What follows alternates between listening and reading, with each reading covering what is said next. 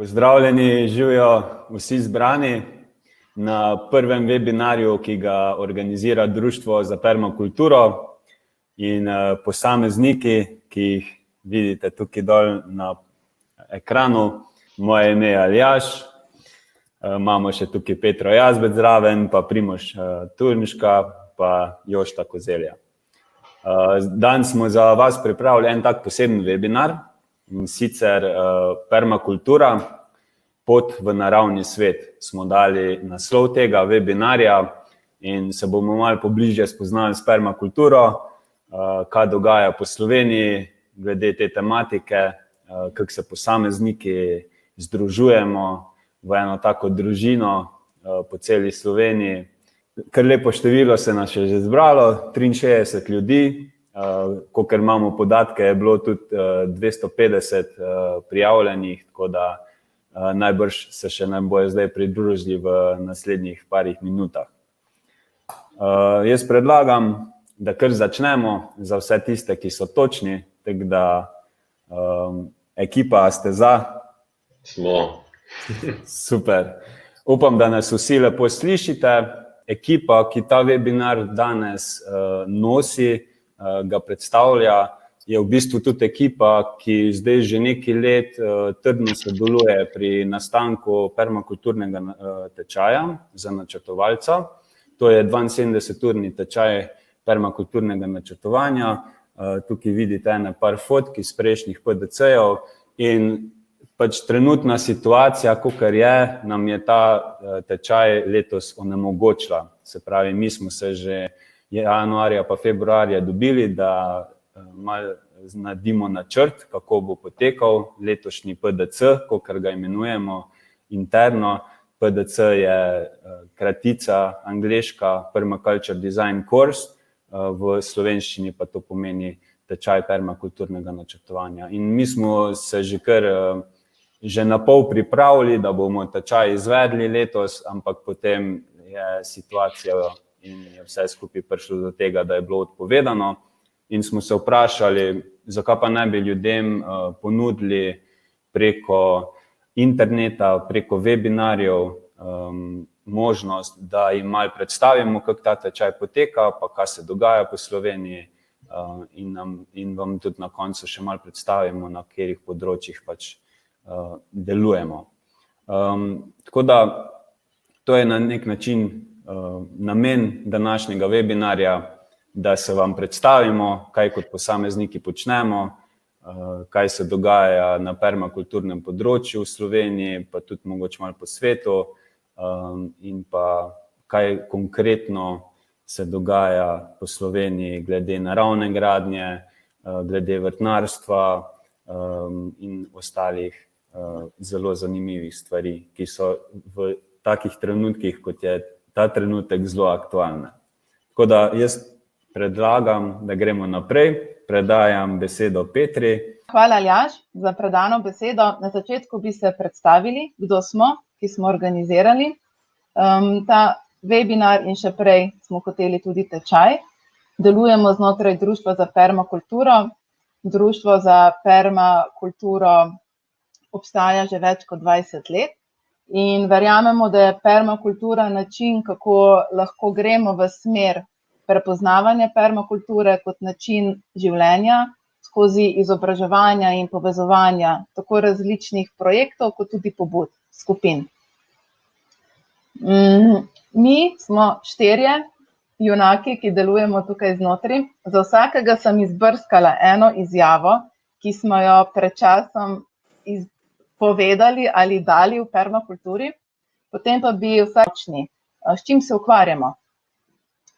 Prva izjava je: permakultura mi je odprla svet v sistemsko razumevanje in celostno načrtovanje okolja, ki upošteva tako naravo kot ljudi. V kontekstu permakulture me zanima predvsem pridelava hrane in kmetijstvo ter načrtovanje trajnostnih in regenerativnih načinov kmetijstva.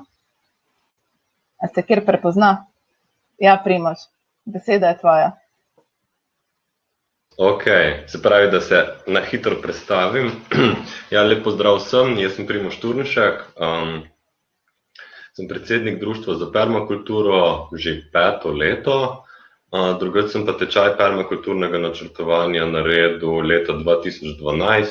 Takrat sem imel absolventa tekom študija in sem imel pač čas za take stvari. In ja, permakultura me je prepričala, zato sem se začel ukvarjati z njo. Tako da ja. A sem še pozabil kako vprašanje, Petra? Jaz sem zadovoljna. Okay. Naprej, hvala Primož. Naslednja izjava. Permakultura mi služi kot orodje za udejstvovanje in kreiranje. Organizacija dogodkov, povezovanje, naravna gradnja in preprosto življenje v naravi z vsemi starostnimi skupinami mi v tem času bogatijo življenje.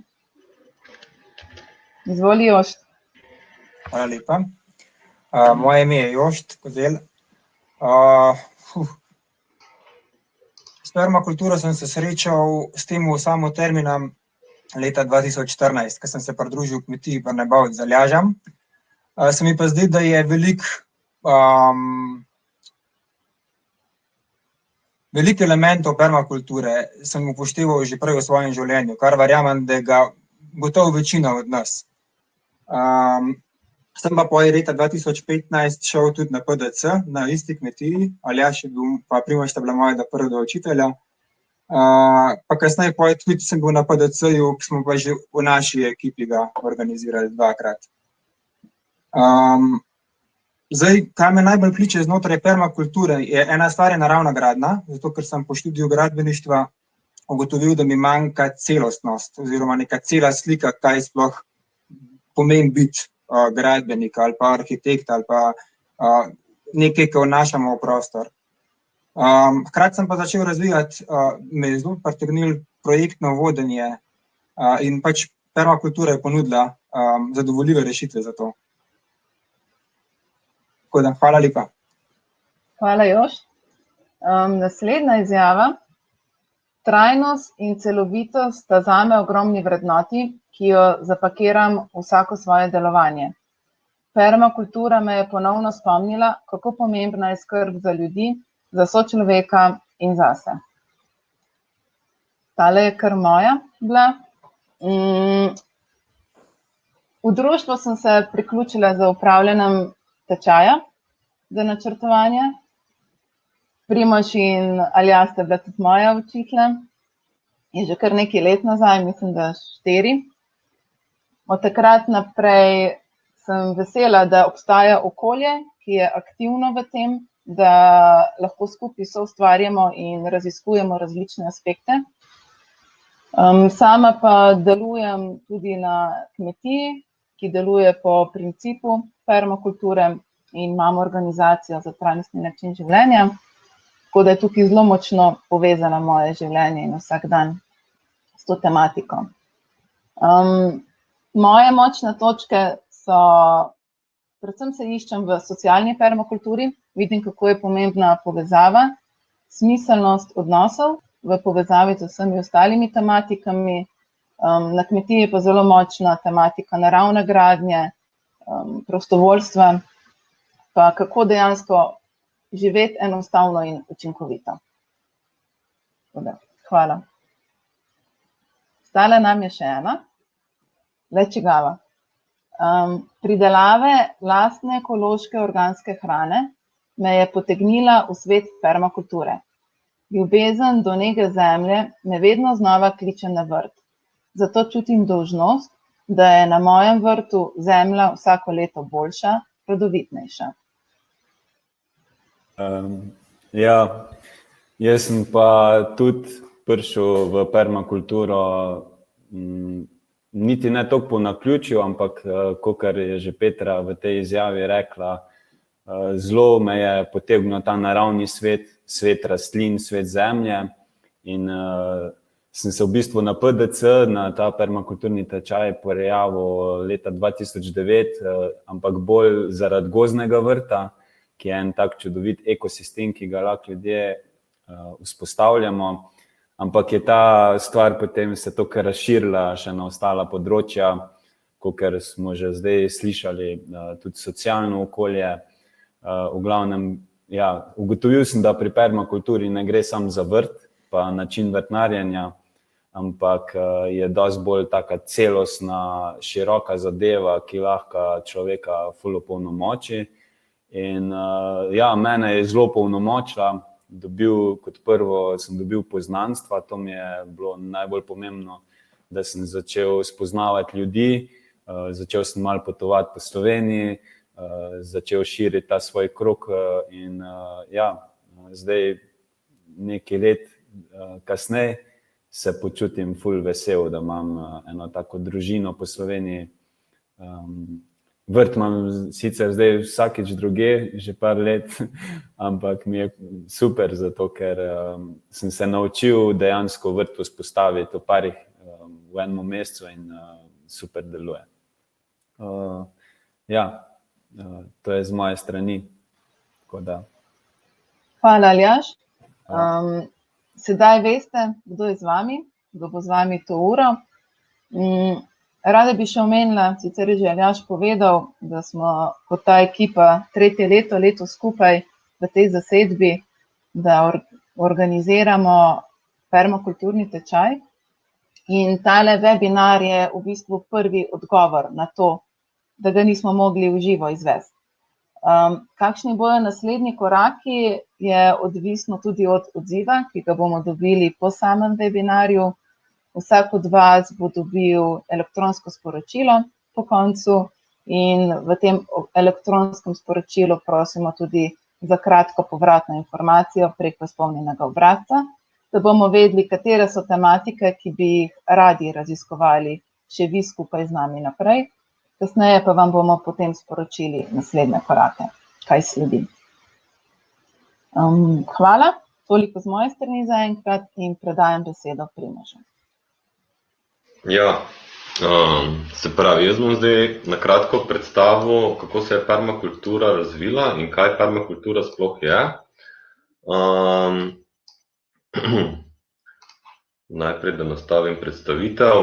Se pravi, pač mi vemo, oziroma pač znano je, čedalje bolj in čedalje več ljudi se tega zaveda, da pač živimo na planetu z omejenimi viri in da pač, kako bi temu rekel, naravo, pa tudi ljudi, no, pač globalno gledano, pač izkoriščamo na nek način. In da v bistvu pač nimamo, kako bi temu rekel, če recimo lahko omenim kapitalizem kot nek sistem, ki temelji na neskončni rasti, smo v bistvu pač naleteli oziroma čedalje bolj se zaletavamo v meje, v nosilnost planeta, da sploh podpira življenje kot tako. In Bill Mollison, to je človek, ki je v bistvu postavil permakulturo, jo definiral, je v bistvu pač to prepoznal že v 60. pa 70. letih. Tu na predstavitvi boste videli en graf, eno ponazoritev ekološkega vtisa, ki ga pač človeštvo ima na planet Zemlja. In v bistvu pač lahko vidite, da recimo v Angliji, recimo to velja v bistvu za celotno Evropo, pač živimo tako, kot da naš ekološki vtis je tak, kot da bi živeli na 3,4 planete Zemlja. In pač na dolgi rok je to pač netrajnostno. Pač vemo, da se pač dogajajo podnebne spremembe, doživljamo izgubo biodiverzitete in še cel kup enih dejavnikov, ki jim recimo rečemo planetarne meje, ki jih pač trenutno presegamo. In pač že in določeni ljudje se že kar nekaj časa zavedajo, da pač tako naprej več ne bo šlo. In to je v bistvu bil tudi ta prvi, kako bi temu rekel, impuls, ki je v bistvu pripeljal do tega, da je permakultura kot pač nek sistem načrtovanja nastala. Kot sem rekel, permakulturo je definiral Bill Mollison, on je bil v bistvu raziskovalec, biolog na eni univerzi v Tasmaniji, pred tem mu je pomagal še en pomemben permakulturnik, to je David Holmgren, in skupaj sta v bistvu v 70-ih izdala knjigo Permaculture 1, in v bistvu v njej sta definirala, kaj permakultura je in kaj so neki cilji permakulture. In tudi ime permakultura izhaja iz imena permanentna kultura in v bistvu pač je nek poskus oziroma ideja, kako lahko človeštvo na dolgi rok obstaja na planetu Zemlja, brez da bi pač negativno vplival na pač okolje oziroma na naravo in pač ohranil biološko kapaciteto planeta Zemlje za življenje. Permakultura je taka dost, kako bi temu rekel, za mnoge, ko se prvi srečajo z permakulturo, je dost abstraktna stvar. V samem svojem začetku se je pač najprej ukvarjala predvsem z pridelavo hrane in človeškimi bivališči oziroma kako bivamo. Se pravi, na kak način si pridelujemo hrano, se pravi kmetijstvo, in na kak način mi bivamo, se pravi, kako si postavimo bivališče, kako ga umestimo v okolje in pač kako da v bistvu na nek način prevzamemo odgovornost za pač svoj obstoj in za naš vpliv, ki ga imamo v okolju, se ga zavedamo in na podlagi tega v bistvu svoje bivanje prilagodimo, da je v skladu z nosilnostjo okolja oziroma z vsemi dejavniki, ki nas pač obdajajo.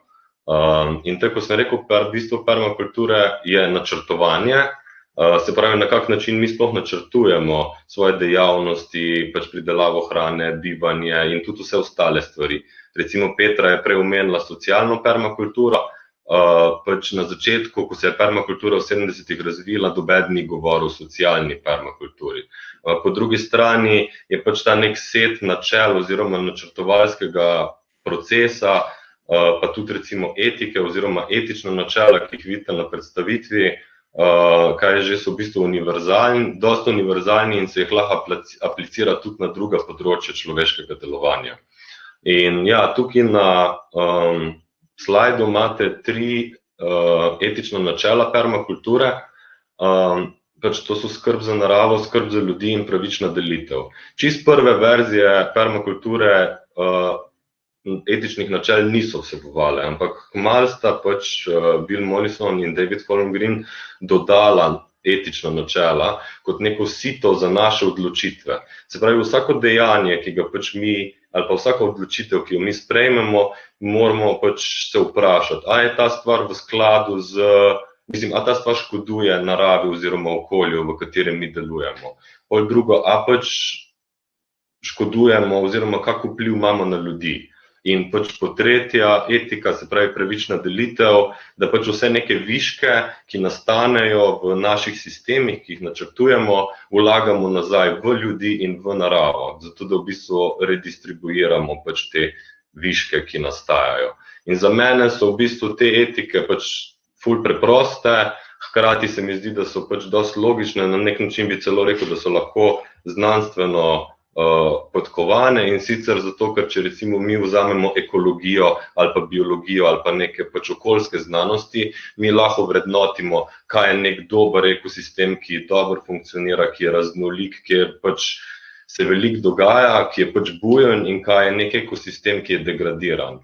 In se mi zdi, da vsak človek ima neko željo oziroma neko potrebo potem, da živi v zdravem okolju.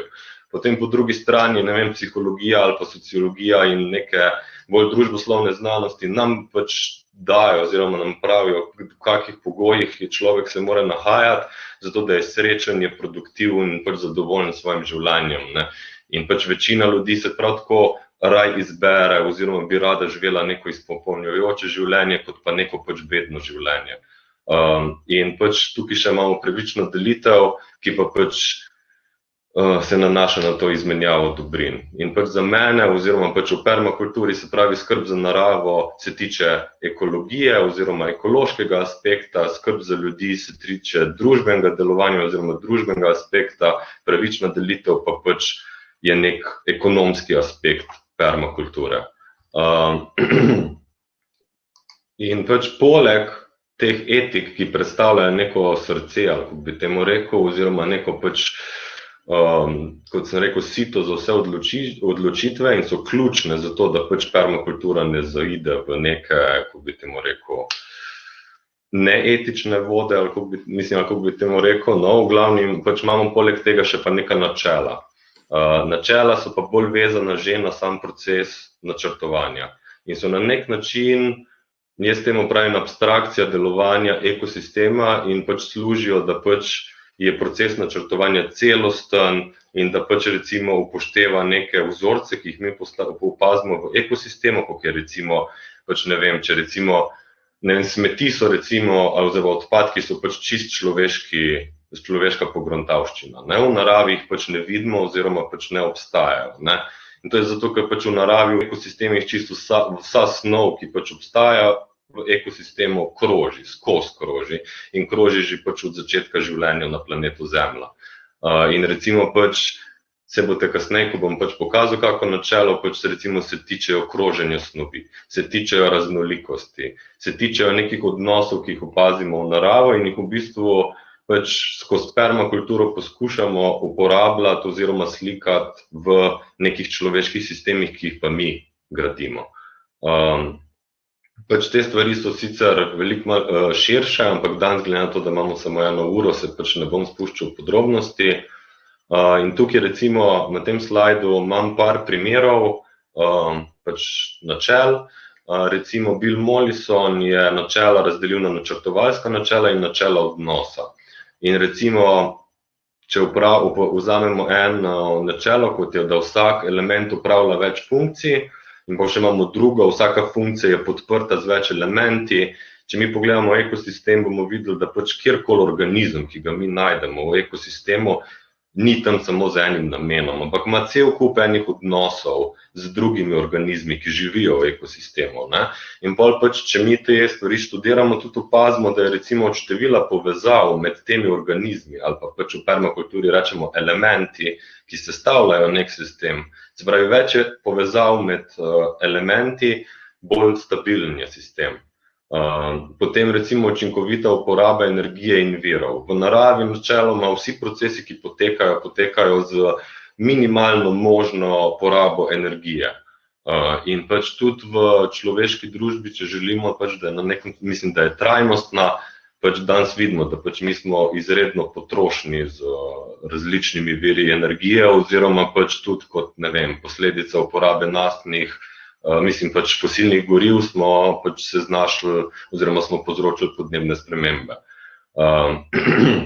In pač, da se pač zavedamo, da uporabljamo, ne vem, obnovljive vire energije. Tukaj pač tudi govorimo recimo, ne vem, fotosinteza in recimo ekosistemi, ki pač recimo gozd, ki shranjuje energijo sonca, recimo imamo les ali pa biomaso ali pa neke take kot pač obnovljive vire energije. Po drugi strani imamo še pa pol neka načela odnosa, pač teh načel je precej, tukaj niso vsa napisana. V mailu povratnem boste dobili tudi seznam literature in če boste želeli, boste lahko te stvari raziskovali naprej in boste najdeli še druga načela oziroma pač primere uporabe in podobno. Recimo tle je meni eno ful zanimivo načelo, problem je rešitev. Bill Mollison je imel kako bi temu rekel, quote oziroma en pregovor. On je rekel, da pač, če ima nekdo polže recimo na vrtu, pravi, da pač nima preveč polžev ali pa problema s polži. Problem ima s tem, ker ima premalo rac. In da recimo pač vsaka, ali pa recimo v bistvu to načelo nas nekot opozarja, recimo, če pač mi imamo, ne vem, na parceli en zamočverjen del, zakaj bi probali ta del izsušiti, če pa v bistvu je to perfektna lokacija, kjer lahko nek vodni element umestimo. In nas pač daje, mislim, ta načela odnosa niso tako načrtovalska, ali kako bi temu rekel, kot recimo, ne vem, relativnost lokacije, da je ful pomembno, kje umestimo v naš sistem določen element, ampak v bistvu nas opozarjajo na nek naš odnos, ki ga imamo do pač stvari, ki jih pač počnemo oziroma po načrtovanju, na kak način načrtujemo. In potem pač pridemo do pač samega procesa načrtovanja oziroma načrtovanja v permakulturi, ki se pa meni zdi pač ta najbolj operativni del permakulture oziroma pač glavna stvar permakulture. Etike in načela pač ta proces podpirajo. In pač permakultura se poskuša sisteme načrtovati čim bolj celostno in zato pač upoštevamo oziroma poskušamo upoštevati v procesu načrtovanja vse dejavnike okolja, ki bojo pač na naš sistem vplivali. In na ta način, imamo neke komponente oziroma dejavnike iz okolja. Imamo vreme, podnebje, relief, rastlinstvo, živalstvo, ki je na nekem kraju in pač vse to vpliva na naš sistem in pač moramo te stvari upoštevati. Poleg tega imamo neke socialne komponente, se pravi, kje živimo, kakšna je naša kultura, kdo so ljudje, ki nas okrožajo, v kakšni državi živimo in cel kup enih zadev, ki pač zelo močno vplivajo na to, kar mi lahko počnemo, pa česa ne smemo početi. Potem imamo pač, ne vem, se pravi, energijo, kakšno tehnologijo imamo na voljo, kakšni viri so v okolici, od, ne vem, cest, recimo infrastruktura, električno omrežje, kaj pač imamo in to se recimo od dela sveta do dela sveta zelo razlikuje. In pač to so vse ene stvari, ki so nam na voljo ali nam pa niso, pa jih pač moramo upoštevati. Pa še imamo čisto neke abstraktne komponente, kot so pa pač, ne vem, etike, kot sem že prej omenil, čas, ki ga imamo na voljo, da nekaj izvedemo, kakšne podatke imamo na voljo in cel kup enih takih stvari, ki so pač dosti neoprimerljive, ampak so vseeno pomembne. In vse te stvari moramo pač v našem procesu načrtovanja, ko nekaj izdelujemo, nek načrt izdelujemo, pač jih moramo združiti. In še ena stvar pri procesu načrtovanja je, da gre za krožen proces. Se pravi, gre v bistvu za proces konstantnega prilagajanja našega sistema in konstantno evolucijo tega, kar počnemo. In pač začne se vse z za mene najpomembnejšo fazo in sicer opazovanjem. Se pravi, da pač mi najprej vidimo, kje smo, se vprašamo, kaj želimo, zberemo vse te podatke, o katerih sem govoril in če bomo mi pač to fazo opazovanja dobro naredili in jo pol v drugi fazi te zadeve, ki smo jih mi zbrali skozi opazovanje, dobro analizirali, bo lahko načrt naš, ki ga bomo izdelali, imel sploh te predpogoje, da pač je, kako bi temu rekel, v stiku z realnostjo, če se lahko tako izrazim.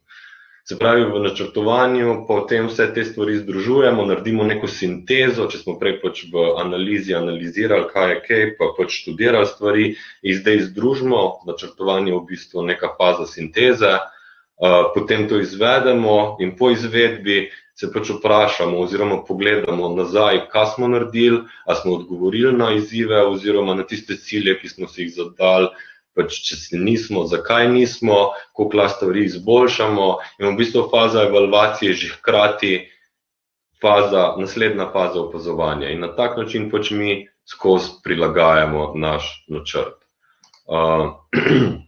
In če pač povzamem, pač te stvari, ko sem jih zdaj povedal, verjamem, da se zvenijo precej abstraktno ali pa tako nekako v oblakih, težko si ljudje predstavljajo, kako to izgleda v praksi, ampak po drugi strani pač permakultura ima cel kup enih načrtovalskih orodij in pač tudi cel proces načrtovanja, kot neke ideje ali pa pač nekih takih bolj vague stvari, pač mi spravimo zadevo do nekega čisto konkretnega načrta, ki ga lahko izvedemo. In če pač povzamem to, kar sem pač zdaj govoril, pač tukaj vidite sliko ene permakulture, to je en zelo dober primer permakulture iz Švedske, ki se mu reče Ridgedale Permaculture, predlagam oziroma priporočam, da malo pogooglate.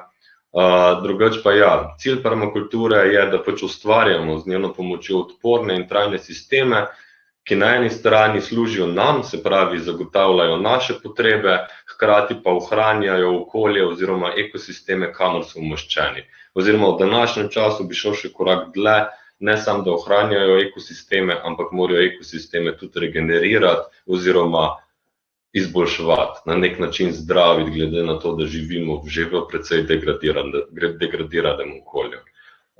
In to je recimo permakultura kot sistem načrtovanja, kot posledica pač permakulture, ko se je začela širiti po svetu, je pa v bistvu nastalo tudi permakulturno gibanje.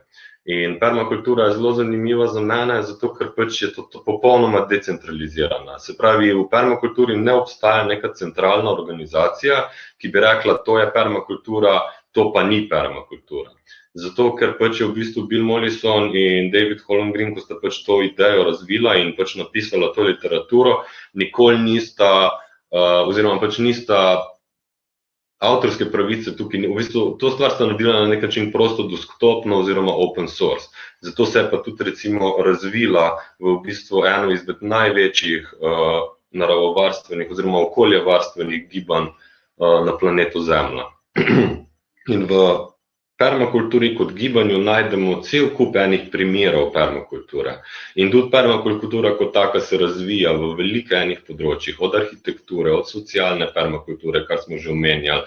Po drugi strani pač pojavlja se recimo dosti v ekovaseh, v nekih ekoloških skupnostih. Po drugi strani imamo tudi v permakulturi neke čist brezvezne permakulture, čist ene brezvezne primere. Po drugi strani imamo pa recimo kukar ta primer, ki je tle na sliki, nekaj popolnoma tako skoraj idealne primere nekih kmetij ali pa skupnosti, ki pač dejansko živijo trajnostno oziroma delujejo trajnostno. Tako da ja, zdaj pa v bistvu še kaj se pa dogaja glede permakulture oziroma kako je pa permakultura prišla v Slovenijo.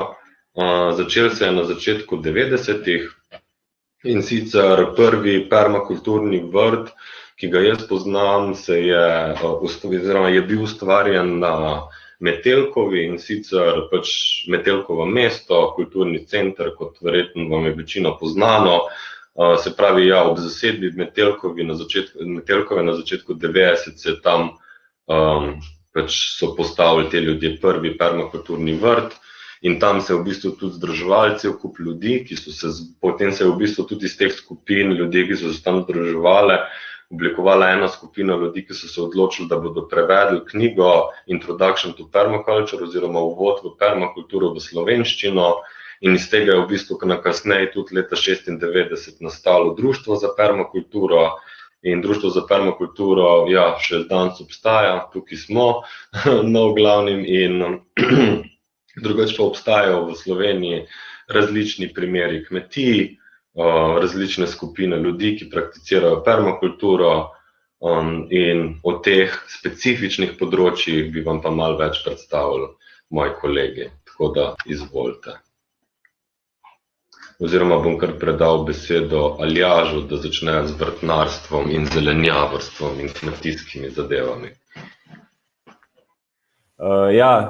Kot sem že prej omenil, jaz sem v permakulturne kroge prišel predvsem skozi oči vrtnarstva, sadjarstva, se pravi bolj skozi rastlinske, zemeljske stvari, in sem najdel v permakulturi ogromno informacij, znanja, tudi izkušenj od samih ljudi, in sem začel tudi bolj celostno permakulturno razmišljati na vse te stvari, ki sem jih počel.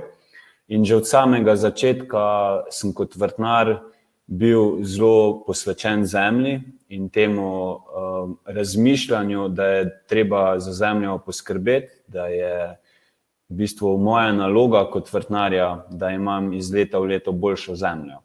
Da vam samo pokažem recimo trenutno, kako imam vrt urejen. To je v bistvu vrt, ki sem ga vzpostavil v letošnjem letu. Celoten vrt, 50 kvadratov, je bil narejen v enem tednu, brez štihanja, brez prekopavanja. Vse, kar sem naredil, je, da sem na travnato površino dal karton in potem kompost in sem lahko že sadil in sejal.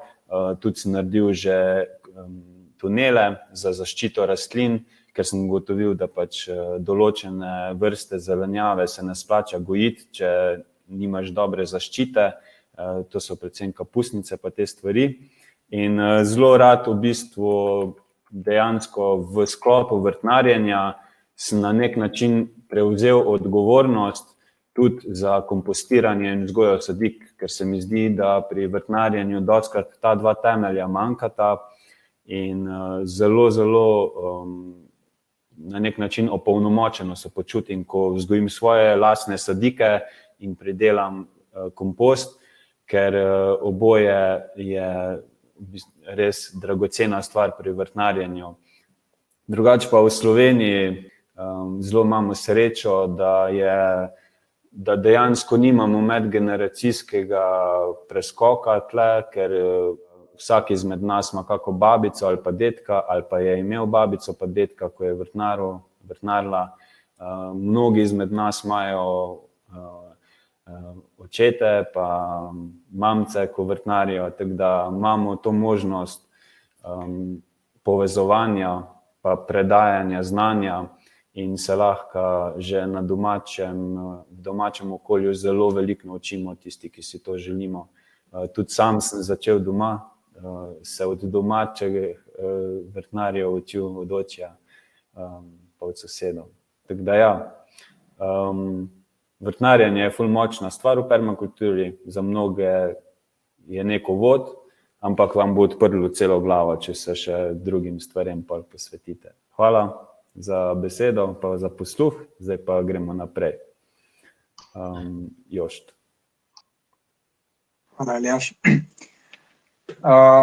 Jaz sem bil povabljen, da na kratko predstavim naravno gradnjo. Pa je to tudi ena taka ogromna tema, ki se je težko dotakniti v teh parah minutah, ki je temu namenjen. Tako da sem razmišljal, kaj naj sploh predstavim.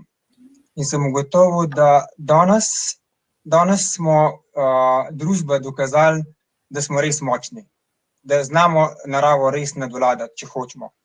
Sicer nam je tudi zelo pokazala, da znamo na nas, če hoče, ampak nam je ratalo iz hriba narediti ravnino, iz gozda narediti puščavo. Kaj pa je naravna gradnja? Naravna gradnja pa ni nekaj, ko pridemo mi z veliko idejo, pa naredimo puščavo ali pa zravnamo hrib. Ampak pridemo v prostor toliko potih, da nas prostor skoraj ne opaz, pa prisluhnemo prostoru, kaj bi rad od nas. To seveda v tem tempu življenja, ki smo ga imeli do zdaj, pa morebiti bo ta točka Mihan prevojna, da smo malo počasnili, nam ni dopuščali, da bi se jih ustavili pa poslušali, kaj prostor sporoča, pa kaj bi rad od nas, ampak se da, sam sem to probal. Vzel sem si čas, pa mislim, da vsi od nas pristopamo pri načrtovanju na ta način, da prisluhnemo, kaj je v prostoru že prisotno. In tako, kot tudi permakultura zagovarja z neko na začetku minimalno energijo, ki vložimo v prostor, že spodbudimo določene procese, ki jih bomo kasneje dobili ven. Naravna gradnja je se pravi v prvem koraku, tako kot pravi Primož, permakultura najprej opazujemo. Pri naravni gradnji najprej poslušamo. Drugače pa naravna gradnja bi lahko našteval definicijo, odvisno koga vprašaš. Vprašaš arhitekta, vprašaš izvajalca, vprašaš enega učitelja, ki poučuje gradnjo oziroma gradbeništvo, arhitekturo, kakorkoli. Gre pa predvsem, mislim, da bi bili složni predvsem siguren, da je to uporaba lokalnih virov in naravnih virov. Uporaba lokalnih mojstrov, lokalnega gradiva, lokalnega znanja. Ker imamo vse, kar se je skozi zgodovino razvijalo prisotno na prostoru, samo moramo uporabiti, moramo posodobiti. Naravna gradnja nam hkrati ponuja grajenje skupnosti. Spet črpamo iz preteklosti in vidimo, da nam je v preteklosti dala skupnost ravno gradnja in da nam je tudi danes do določene mere lahko da skupnost. Sam to probavamo v bistvu spet več od nas tukaj, da povabimo prijatelje, ki nekaj gradimo in res lepo poveže na zelo preprost način.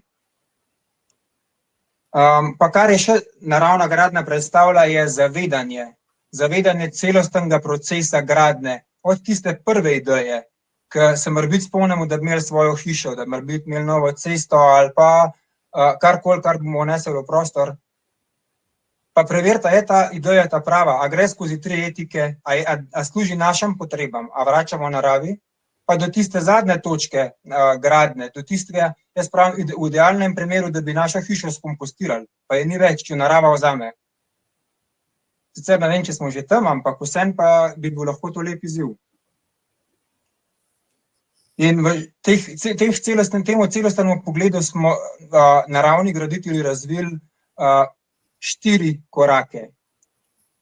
Prvi je naročnik, stranka, sanjač, kaj sploh hočemo imeti. V drugem delu smo načrtovalci, ki moramo poznati ali pa kot skupina moramo poznati veliko področji, preden gremo v fizično vnašati nekaj v prostor. Izvajalci, ki morajo biti zelo podučeni v naravnih gradivih, ker imajo veliko bolj močne, bolj težke robne pogoje, kot pa današnji umetni kompoziti.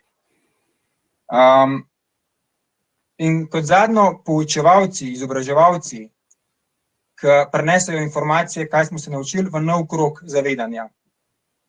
In kot stranka se znajdemo v vseh 4.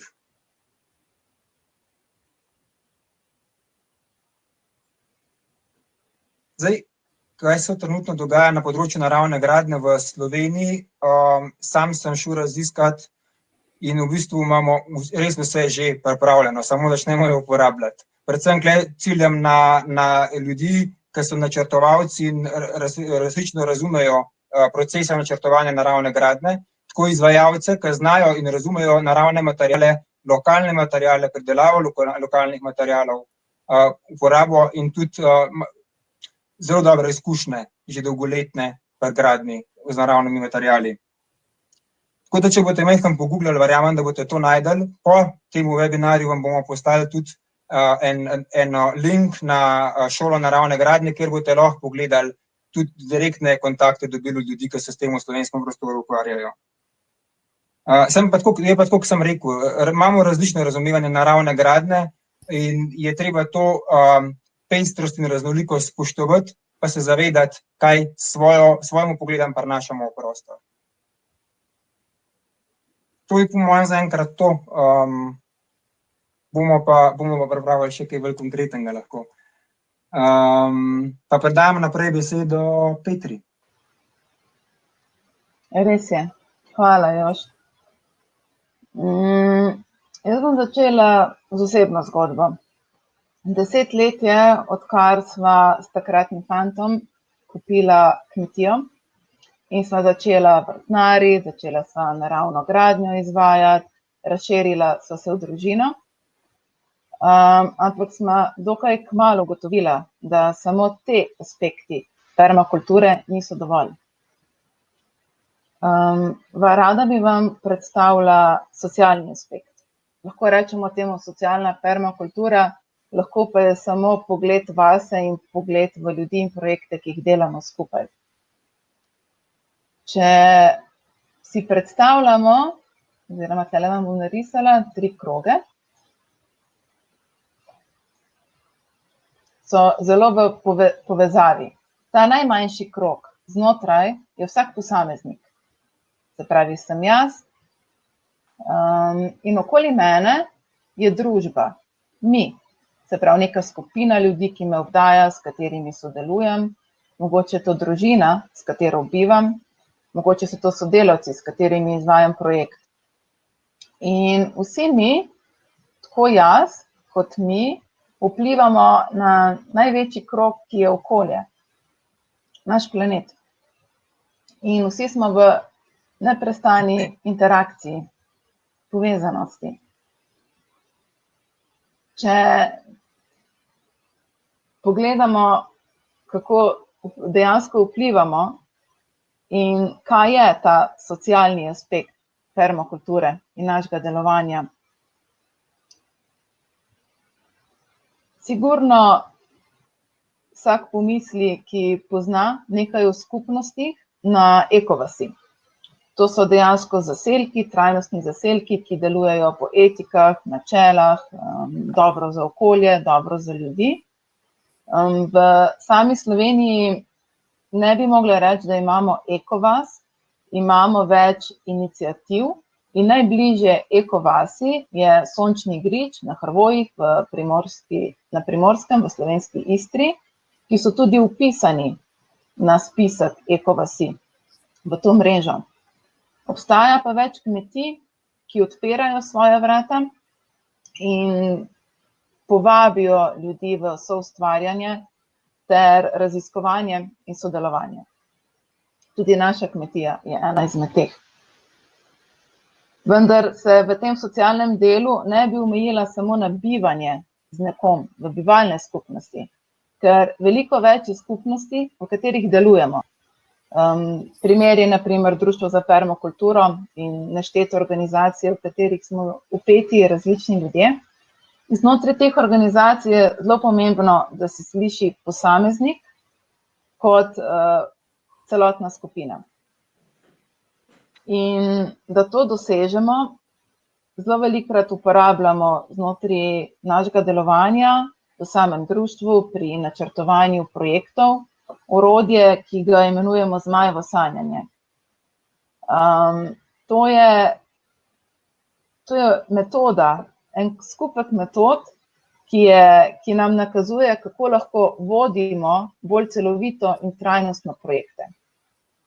Ima 4 faze za vsak projekt in je zelo podobno, kot je Primož prej naredil z primerjavo z opazovanjem, načrtovanjem in kako nekaj izvedemo in potem pogledamo nazaj.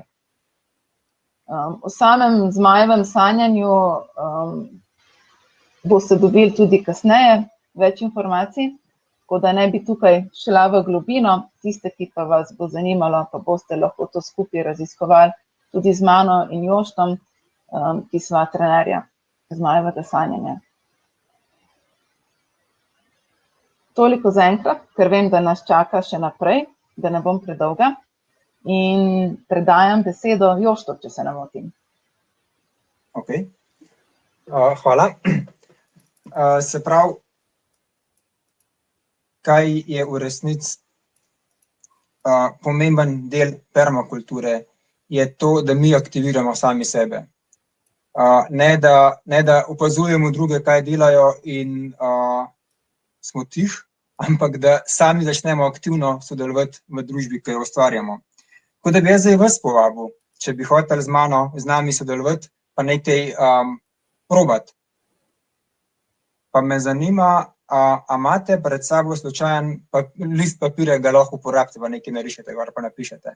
Pa če lahko v pogovorno okno napišete, ja, imamo, ali pa imam. Ne, nimate, ne smete napisati.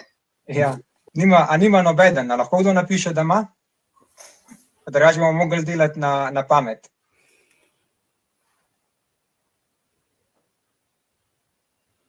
Juhu. Super, ok, imamo, wow, hvala, super. Se dogaja, hudo. Cool. Zdaj pa bi vas vprašal, a se spomnite, ki je prej Primož govoril imam nekaj papirjev. Se pravi, spomnite, ki je Primož pravil o 3 etikah.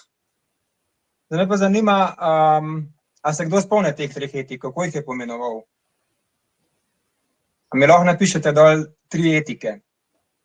Ali pa, mislim, da smo jih naštela, ne? Skrb za zemljo, pravična delitev, pa skrb za ljudi. Vse 3 smo našteli.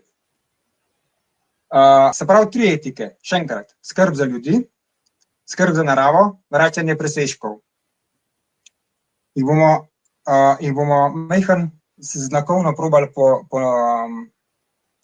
pokazati, samo da dam screen. Zdaj morate pred sabo videti 3 kroge. V prvem krogu zelenem je drevo narisan, kjer je skrb za naravo. Na levo je kos potice, nečesa in sendviča, kot skrb, sprav pravična delitev, pa na desno skrb za ljudi, ki so ljudje v obliki srca. Zdaj vas pa prosim, da na tisti list papirja narišete take 3 kroge, ki jih vidite tudi na ekranu, pa še na mojem ekranu. Kar s prosto roko, kolikor pač pridejo te 3 krogi.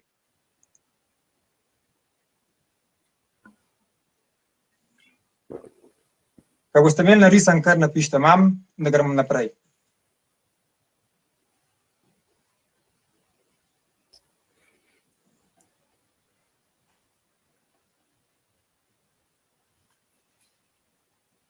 Pa ni treba, da se popolni, pa ni treba, da so v barvah. Samo 3 kroge. Super, se dogaja, imam, wow. Ok. Se pravi, v naslednjem korak. Ne. Tole smo.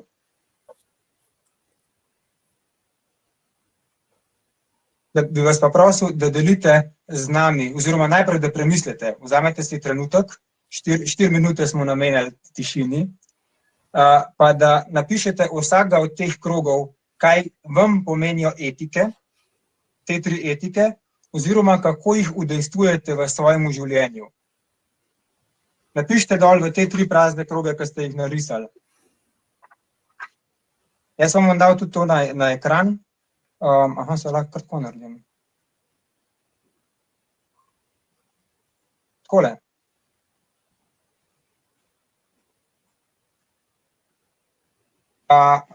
Si vzamemo 4 minute, čez 4 minute bom jaz spet začel govoriti, oziroma vas bom povabil, da delite z nami. Aljaša, boš naše 4 videe cajta ugasnil, pa napišite dol, kaj meni pomenijo 3 etike, oziroma kako jih udejstvujem v svojem življenju.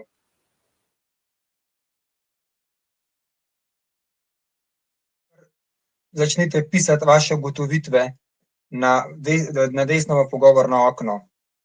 V stanovanju imam kompostne črve, za katere so vsi zadolženi, tudi otrok. Poskušam porabiti vse, kar nakupim. Ko začneš pisati na papir, opaziš, da se vse skupaj tesno povezuje. Petra pravi, pridelujemo svojo hrano. Amadej, skrb za ljudi, ne stori drugemu tega, kar nočeš, da drugi stori tebi. Skrb za naravo, dobro gospodarjenje s podarjeno zemljo.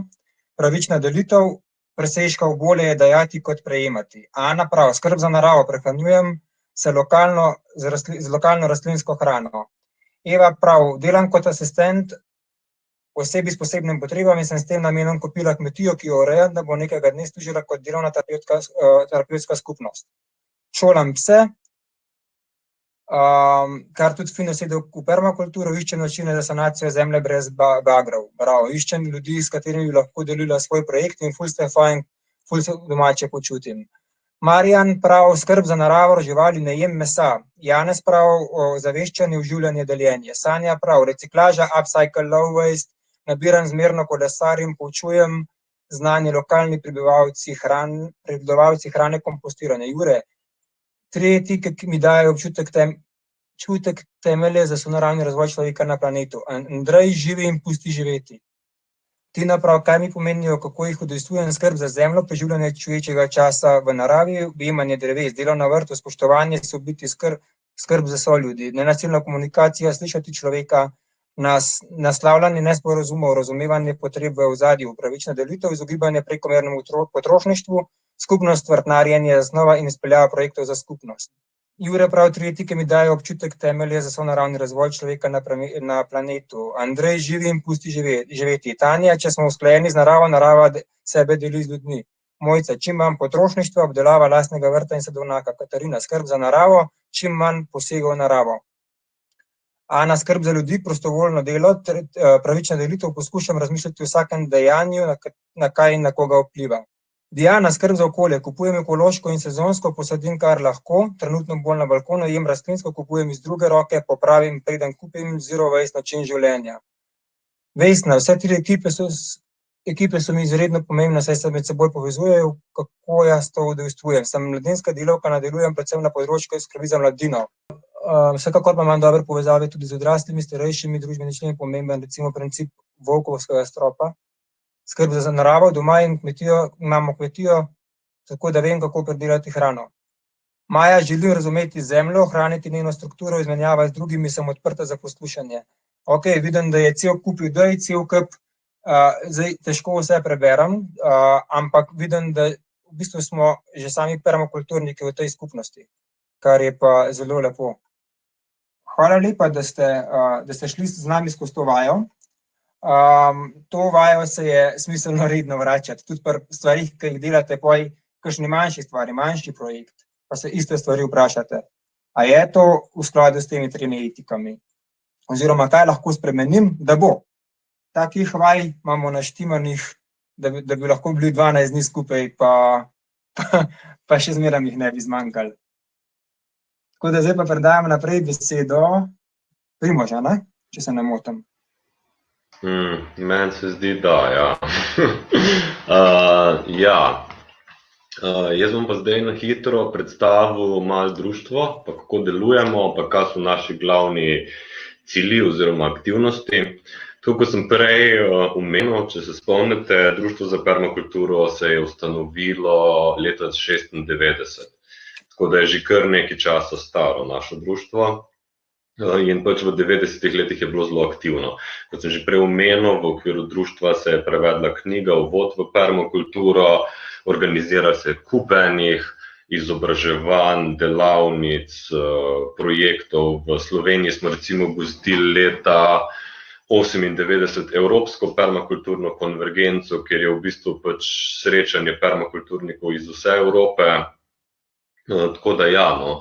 In pa smo v bistvu med letom 2000 pa recimo 2010, malo pred 2010 je društvo bilo manj aktivno, potem se je pa v bistvu spet aktiviralo. No, in v bistvu mi, naša ekipa, se nas je 15, smo v bistvu društvo, pač te bolj aktivni člani, oziroma zdaj se pospešeno širimo, mislim, da nas je že zdaj 20 ali pa še več. To so tisti, ki pač najbolj aktivno društvo gradimo in delamo stvari. Imamo še veliko več drugih članov, ki so pač podporniki. Ja, no, tako da zdaj je društvo malo bolj aktivno, drugače pa vse naše, skozi celotno zgodovino društva je bila glavna dejavnost izobraževanja v permakulturi. Mnoga leta je bilo pač društvo tista edina organizacija, ki se je ukvarjala z permakulturo v Sloveniji, danes jih je malo več, ampak ja, no, in poleg pač tega izobraževanja pač organiziramo cel kup enih delavnic, predavanj, pa pač našo najdaljše izobraževanje, kot je bilo že omenjeno, je tečaj permakulturnega načrtovanja.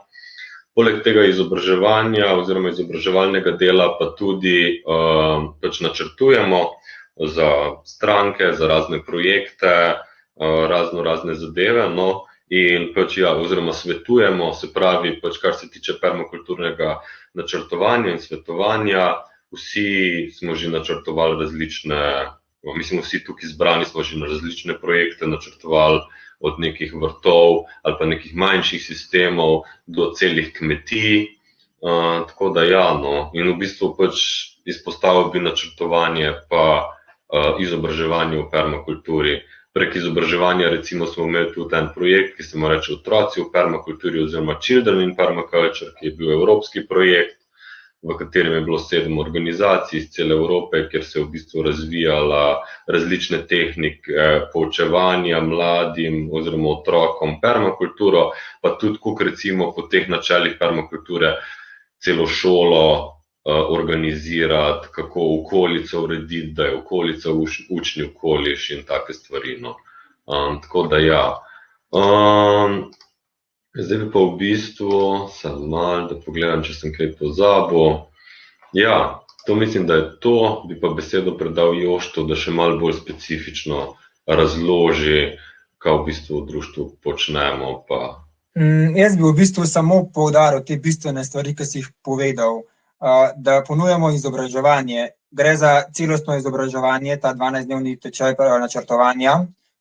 Potem sledi tudi tečaj za učitelje permakulture, lahko se prijavite na diplomo permakulture po tem upravljenem tečaju. So pa tudi manjši sklopi izobraževanja, kar je tudi naša ideja, da bi jih pripravili letos za jesen na različne teme. Je pa seveda od vas odvisen. Mi vam bomo po tem webinarju poslali elektronsko sporočilo za hvala in pa za oceno. Pa noter napišite v odgovor, kaj bi vas specifično zanimalo od teh področij, ki smo se jih danes dotaknili, oziroma področji, ki veste, da spadajo pod permakulturo.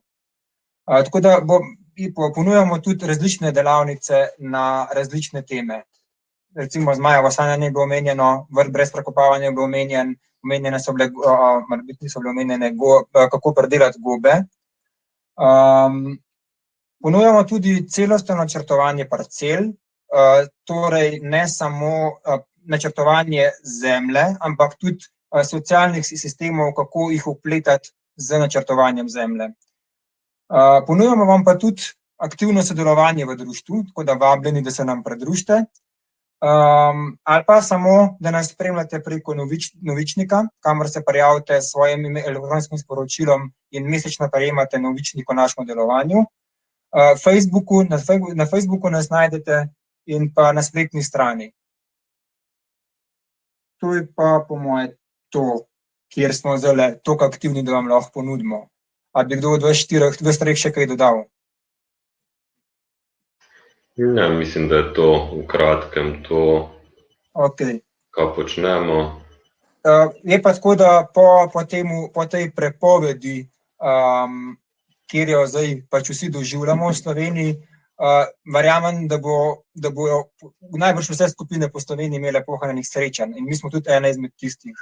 Slej ko prej bomo pripravili srečanje, če ne prej, pa če bojo vse to sprostili, kar nas zdaj nazaj drži, se bomo srečali množično na sejmu Agra Polet in sicer to je proti koncu avgusta, se mi zdi. Tako da, če ne prej, vabljeni tja, pa da se tam spoznamo tudi v živo. Ja, zdaj pa mislim, da je v bistvu čas za vaše vprašanja. In med samim webinarjem ste nam postavili par vprašanj in jih bi jaz kar prebral, oziroma da vidimo sploh, kaj ste nas spraševali. Se pravi, Jure je spraševal, če v Sloveniji obstaja samostojna permakulturna skupnost kot na Madžarskem. Ja, verjetno si ciljal na ekovas sklepam, ker ekovasi so dostikrat povezane z permakulturo. Ja, v bistvu skupnost obstaja. Hrvoji, Sončni grič je ena izmed takih skupnosti, ni pa glih vas, zato ker gre v bistvu za eno veliko hišo, v kateri živi pač par ljudi skupaj, ki si pridelujejo hrano skupaj, pa cel kup enih projektov, izobraževanj vodijo, pač zelo zanimiv prostor. Tam živi tudi Nara Petrovič, za njega ste verjetno že slišali, tako da ja. Ali bi še kdo drug od vas štirih prebral še kako vprašanje, da se malo izmenjujemo? Mi bi se mogoče navezala na to vprašanje, ker je kasneje Vida spraševala, kaj pa vas Čadrk. Oni pravijo, da so ekovas. Jaz bi samo rekla, da o ekovaseh, ki govorimo kot ekovas, so dejansko vasi oziroma skupnosti, ki so potrjene s strani globalne ekološke mreže. Tako da, na primer, Hrvoji so v tej mreži, Čadrk ni. V bistvu ni važno, kako se reče. Če je pač skupina ljudi, ki skupaj sodeluje in živi po trajnostnih principah, je to, da vejo, da delajo dobro za sebe in za druge. Kolikor pa se želiš pridružiti tej mreži, pa mislim, da je potrebno, da živi najmanj 8 stalnih članov na posesti, da se lahko pridružiš mreži. Ok, jaz bi odgovoril Gašperju. Kaj pa naprimer s hišami, ki so že zgrajene, kako tja vpeljati naravno gradnjo? Hiše, ki so že zgrajene, seveda je zelo odvisen, iz katerega časa izhajajo, pa kako so zgrajene, ampak običajno so odličen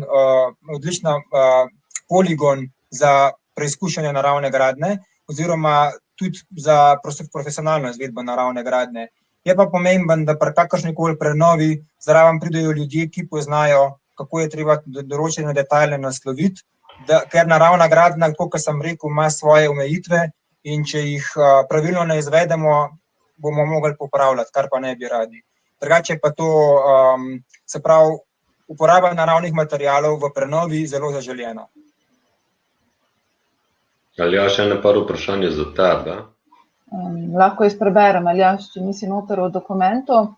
Kaj bi se zgodilo, če ne bi dal kartona pod novo nasuti kompost? Sprašuje Nina. Ja, fora je v tem, da karton je tisti sloj, ki za 1 mesec pa pol oziroma 2 meseca zelo dobro zamori prvotne travniške rastline. To je njegova glavna lastnost oziroma cilj, zakaj damo karton, je zato, da za 2 meseca zamori prvotne rastline in to se zgodi tako, da ne dovoli sončne svetlobe do teh rastlin in te začnejo potem pospešeno propadati, kar pomeni, da mi lahko tak vrt zasadimo pa zasejemo takoj in imamo s plevelom veliko manj dela, kot pa če bi samo kompost dali gor. Če ne bi dali kartona, bi rabili dati 15-20 cm komposta, pa še takrat bi znale nekatere močne rastline nazaj udariti. Tako da zato je ta sloj kartona. Potem naprej, se pravi, če mi vrtove vzpostavljamo na travnikih ali pa kakih takih ful zapleveljenih površinah, je ponovadi karton v igri. Če pa mi negujemo že obstoječ vrt, pa ne rabimo tega početi. Če se navežem na to vprašanje, je bilo od Irene, ali mora biti kompost na kartonu samo kompost ali je lahko mešanica zemlje in komposta? Ja, to je ena taka tipična napaka, ki jo ljudje naredijo, da mešajo kompost pa zemljo skupaj, pa dajo za zadnji sloj. Če že mešate karton, če že mešate kompost pa zemljo, lahko date sloj tega, ampak na vrhu naj bo pa vedno sloj komposta, samo kompost, ker bistvo komposta je v tem, da je organska snov, ki zaščiti prvotna tla. In mi ne želimo zemlje kot takšne izpostavljati soncu, vetru pa dežju. Tako da želimo imeti vedno pokrito z organsko snovjo, da ni gole zemlje. In če mi zmešamo zemljo pa kompost, v prvem nalivu se spere in imamo pa lahko zelo hitro izpostavljena gola tla, za katera pa vemo, da se zaskorijo, presušijo se, razpokajo in ni tako optimalno. Tle vidim, ker je kompost zelo dobra zastirka, sprašuje Melita s Primorske, kako zavaruje zastirko pred burjo in kako zalivati v tej suši? Ali naj da zalivalno cev pod zemljo? Ja, na Primorskem obala pa to imate kar drugačne strategije. Je treba malo premisliti, kako se lotiti stvari. Zelo dober je, da se to naredi že v jeseni vse skupaj, ker prvi dež potem vse skupaj malo potlači, pa pol ni take težav, ko pride burja, sploh tista februarska, ne ponavadi. Ampak kompostne zastirke veter ne odnaša, najbolj je problem s senom pa z slamo. Tako da, če na svežo zastirate, da še ni rastlin, je najboljše pokrit z nečim, ali pa kakšne mreže gor vreči, ali pa kakšne take malo močnejše veje. Če pa so že rastline, je pa tukaj malo lahko težava. Je pa treba takoj zaliti. Kar se pa tiče namakanja, je pa zelo smiselno, da se namakalne cevi, če boste že delali namakalni sistem, da se skrije pod zastirko, pod kako slamnato ali pa kakšno podobno zastirko, da voda ne izhlapeva direkt v ozračje. Super, hvala. Zdaj pa gremo iz vrta še kam drugam. Eno vprašanje je bilo glede permakulturne šole, da se zelo lepo sliši in zraven moje ime in vprašaj. Ja, društvo je razvijalo projekt Otroci v permakulturi in sodeluje z določenimi šolami. To dejavnost širimo, če pa je bilo mišljeno kot, imamo pa tudi eno izobraževanje, ki se mu reče Mala šola permakulture, je pa dejansko predfaza oziroma ena faza pred PDC-jem, ki se lahko ljudje udeležijo in ni samo za otroke. Tlele mi ni čisto jasno, v katero smer je šlo vprašanje. Da zaenkrat tako. Če pa še kakšna nejasnost, pa kar napišite, prosim. Bom jaz v chat delil en link do spletne strani, ki je rezultat tega projekta, ki sem ga prej omenil, in sicer pouknaprostem.si. Tam boste gor najdli tudi link do enega priročnika, ki je nastal v okviru projekta in je tudi bil preveden v slovenščino. V bistvu ga imam tukaj na mizi in to je v bistvu je noter pač razna navodila oziroma pač kako poučevati permakulturo otrokom, tudi kako pač neke aktivnosti si iti z otroci, kako urediti okolico šole, take stvari, tako da priporočam. Katja je vprašala, če je možno kupiti kje prevod knjige. Ja, je možen, pošli nam na društveni e-mail da bi rada kupila knjigo, pa bomo mi posredovali tvoje sporočilo naprej. Dal sem v pogovorno okno sem, a ni možno. Aha, ni možno kupiti, oprosti. To pa nisem. Ja, jaz tu sporočam druge informacije. Stari prevodi so pošli, kakor jaz vem, in je treba stvar razrešiti in na novo natisniti knjigo, če jo hočemo prodajati. Tako da ja. Aha, ok, se opravičujem, to sem pa očitno zgrešil informacijo. Okay. Jošt, tukaj imaš še eno vprašanje za tebe, mislim, da... Aha, vidim, so pogoji za pridobitev gradbenih dovoljenj enaki pri naravni gradnji kot pri običajni? Ja, enaki so. Se pravi, nič ne odstopa. Treba je še biti pozoren pri naravnih materialih, da so materiali certificirani, ker danes za današnja zakonodaja nova zahteva, da so vsi vgrajeni proizvodi certificirani. Maj sprašuje, če je kaj Primorcev v celi skupini 88 plus mi 492 nas je. Če je še kakšen Primorc na imaju, napiše, da je tukaj. Pa ali je mah posledica erozije tal? Recimo, lahko probam jaz to odgovoriti. Mah v bistvu raste tam, ker pač ima pogoje in ponavadi je to, da je dovolj vlažno. Jaz maha pa pač erozije ne bi takoj povezoval in po moje ni direktna posledica erozije tal. Oziroma spet tako, maha obstaja ogromno enih vrst, po mojih pol itak sploh ne poznamo, vsak rabi svoje pogoje, tako da ne, jaz ne bi pač erozije tal povedal. Imamo cel kup drugih pokazateljev, ki nam kažejo, ali so tla erodirala ali ne, oziroma so v procesu erozije. Mah pa mislim, da ni eden izmed teh. Ok, Matevž je še vprašal naknadno, kaj pa slama, če jo pridelamo doma. Matevž, jaz predlagam, da se malo povežeš z ljudmi, ki so to že naredili in ti bodo dali zelo konkretne podatke. Seveda lahko uporabimo slamo, ampak je to na lastno pest. Lahko se tudi kupi bale, ki so certificirane, kar podraži gradnjo in to ni več tako zelo romantično, ko se kuj sliši, ampak verjamem, da v smislu eksperimenta je marsikaj možen. Je pa res treba biti previden. Res je fajn za vse te detajle nasloviti strokovnjake, ki se s tem že dolgo ukvarjajo. Mislim, da Janez od Petre bo z veseljem odgovarjal na taka vprašanja. Ok, zdaj, a so še vprašanja, drugače pa bi počas zaključili. Uro pa pol smo, tudi tako nekako smo načrtovali.